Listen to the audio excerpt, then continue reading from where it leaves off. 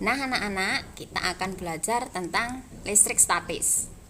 Nah, pernah enggak kalian melihat atau mengalami sendiri saat televisi yang telah dinyalakan, dimatikan, terus kalian dekatkan ke tangan kalian, rambut-rambut yang ada di tangan kalian itu jadi tertarik ke layar televisi.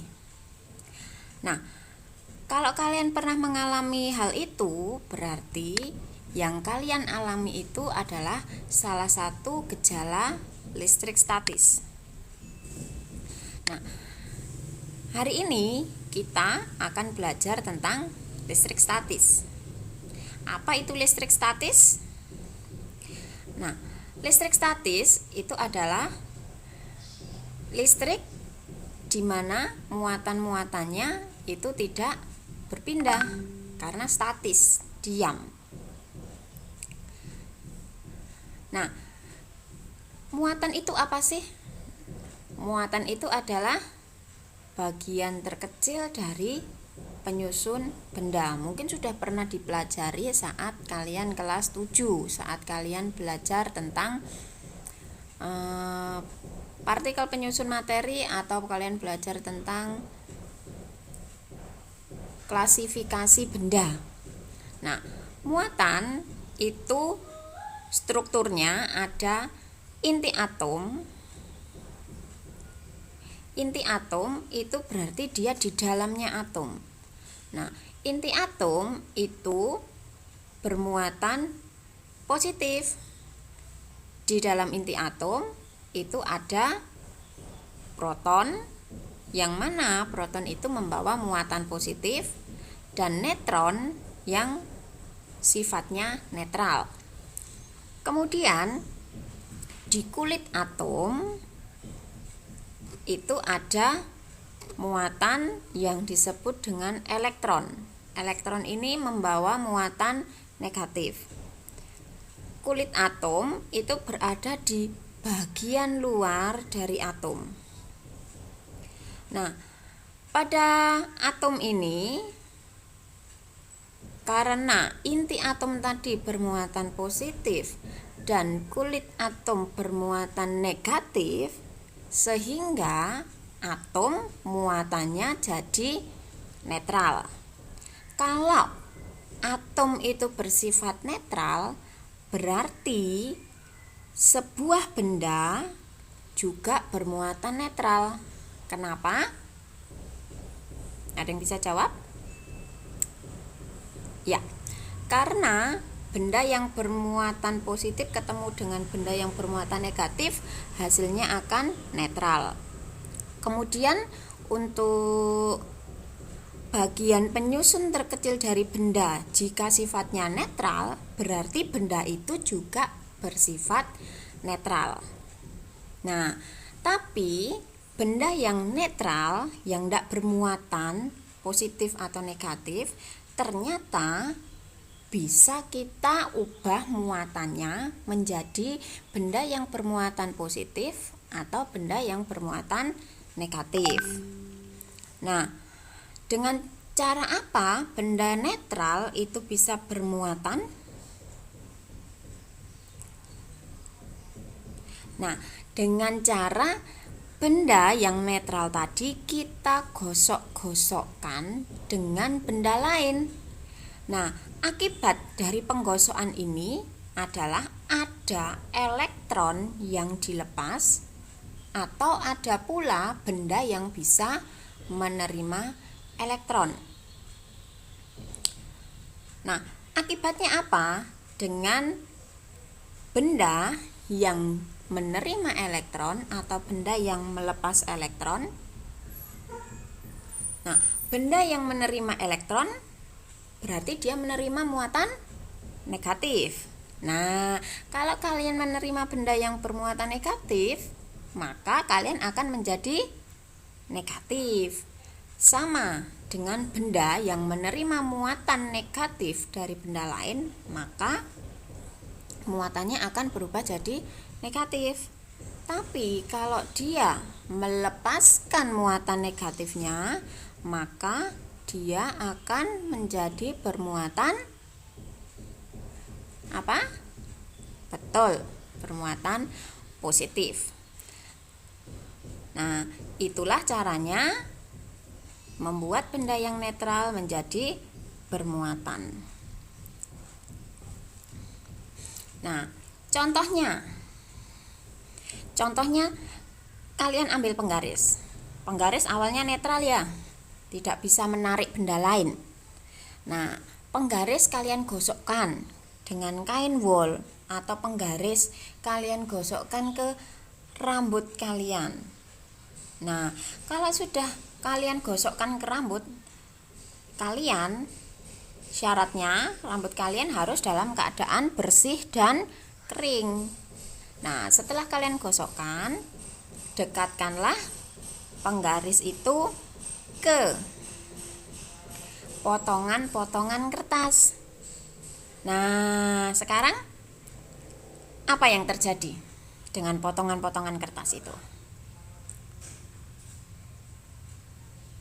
Ya, potongan-potongan kertas akan tertarik ke penggaris. Nah, dengan penggaris yang bisa menarik potongan kertas ini, berarti penggaris sudah bermuatan. Bermuatan apa penggaris yang digosokkan dengan rambut atau dengan kain wol?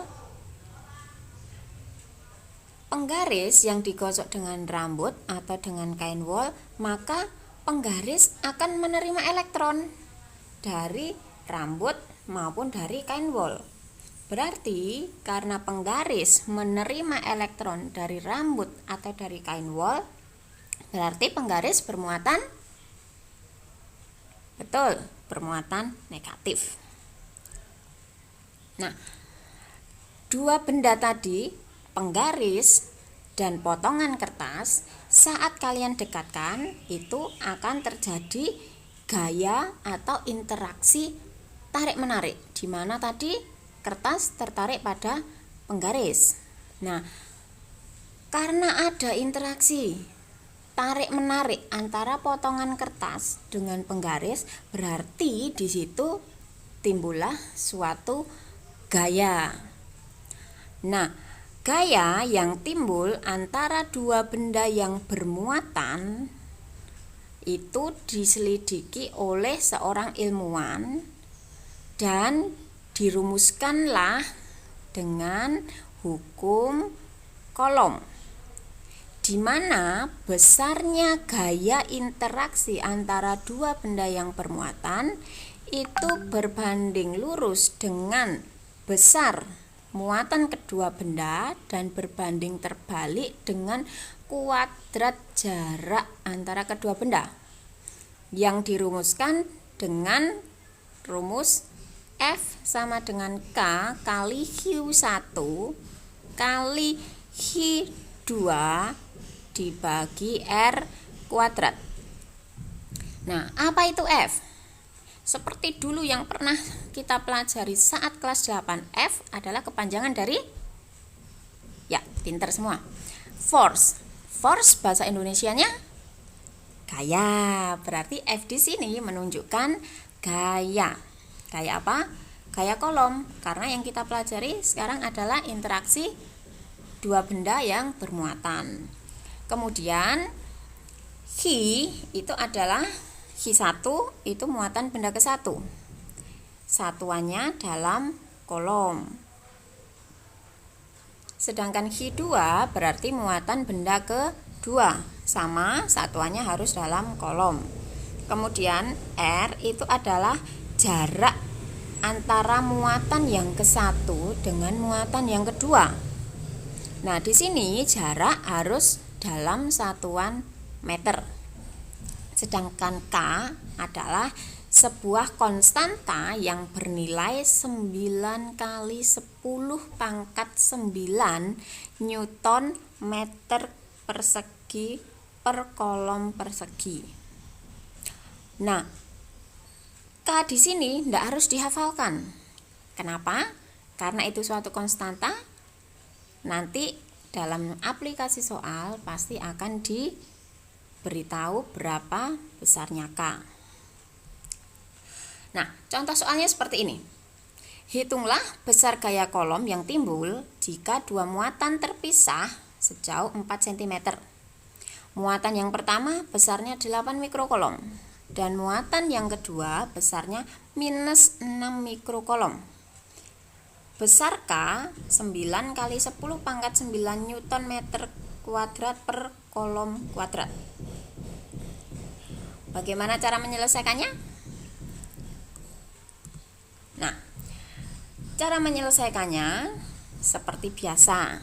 Kalian tuliskan dulu apa saja yang diketahui. Jangan lupa satuannya harus diubah dalam satuan SI. Berarti jaraknya 4 cm harus dirubah dalam meter.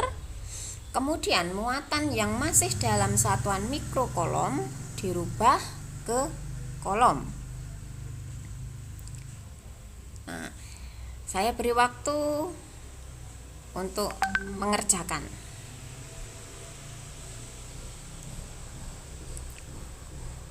Oke, saya lanjutkan untuk subtopik berikutnya. Subtopik berikutnya tentang medan listrik. Apa itu medan listrik?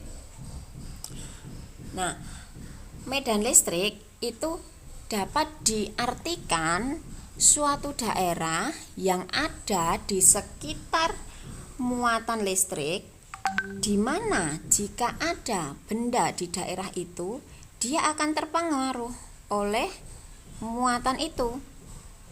Nah, contohnya sama seperti tadi, penggaris dengan potongan kertas. Jika penggaris bisa menarik potongan kertas, berarti potongan kertas itu masih berada dalam medan listrik dari penggaris yang sudah bermuatan. Kalau misalnya kalian jauhkan tadi penggarisnya dari potongan kertas, maka potongan kertas tidak akan tertarik ke penggaris, ya kan?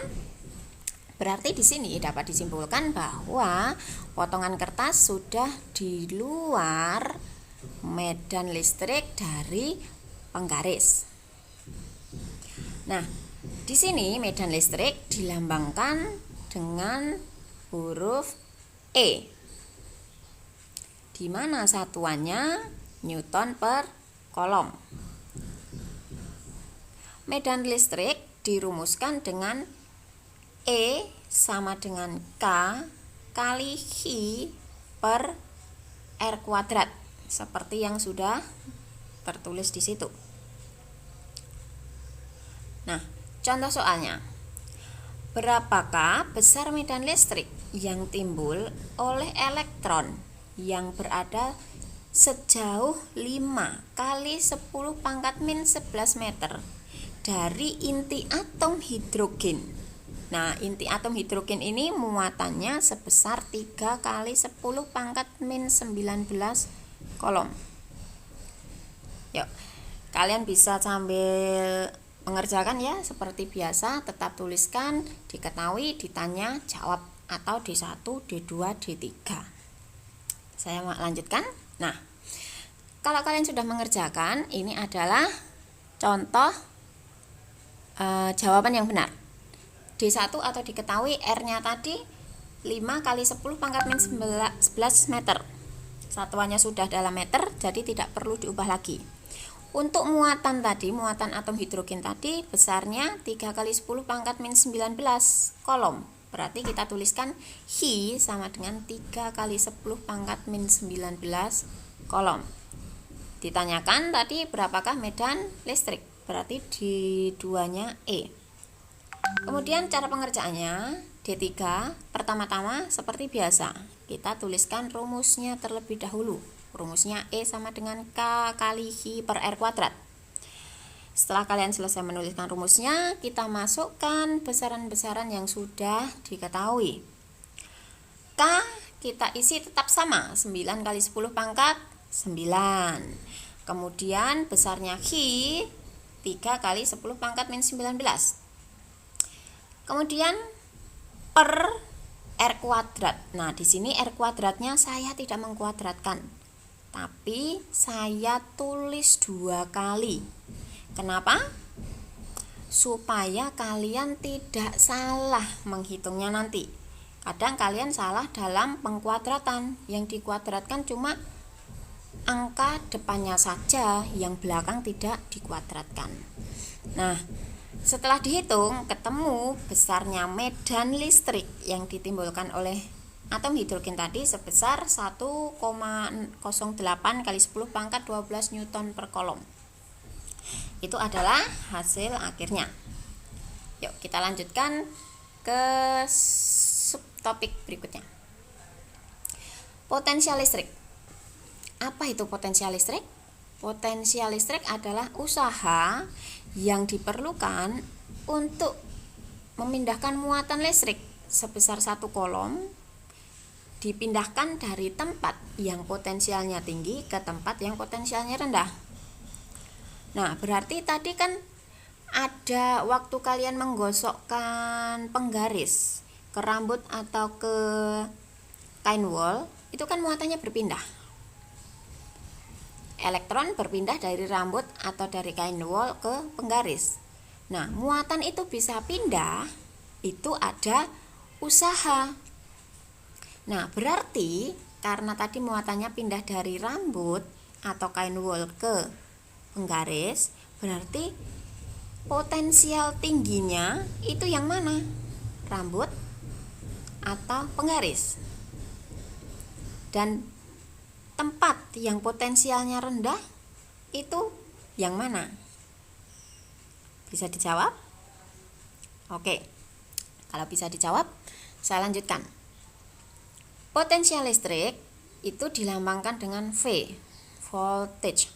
Makanya dilambangkan V. Satuannya volt. Karena potensial listrik ini juga merupakan suatu besaran sehingga dapat dihitung nilainya. Dihitung dengan rumus apa? Potensial listrik dihitung dengan rumus V sama dengan K kali I kali R. Di mana V itu adalah potensial listrik, satuannya volt.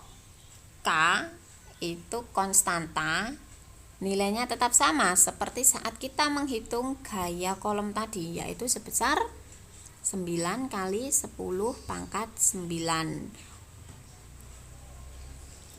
Kemudian untuk I itu adalah muatan listrik yang dipindahkan.